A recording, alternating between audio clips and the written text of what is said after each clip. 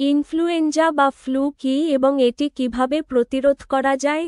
উত্তর: ইনফ্লুয়েঞ্জা বা ফ্লু একটি ভাইরাসজনিত শ্বাসযন্ত্রের রোগ যা মূলত বাতাসের মাধ্যমে ছড়ায়।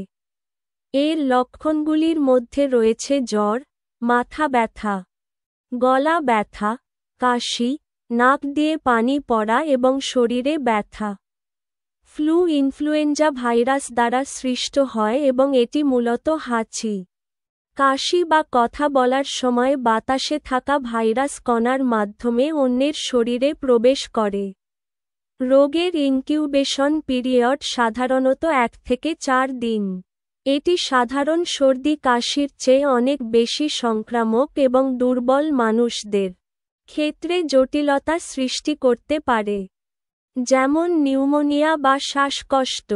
ফ্লু প্রতিরোধের জন্য বছরে একবার ভ্যাকসিন নেওয়া সবচেয়ে কার্যকর উপায়। এছাড়া হাঁচি কাশির সময় মুখ ঢেকে রাখা, ঘন ঘন হাত ধোয়া, ভিড় এড়িয়ে চলা ও পর্যাপ্ত বিশ্রাম নেওয়া জরুরি। রোগ হলে পর্যাপ্ত পানি পান, হালকা খাবার ও বিশ্রাম দ্রুত সুস্থ হতে সাহায্য করে।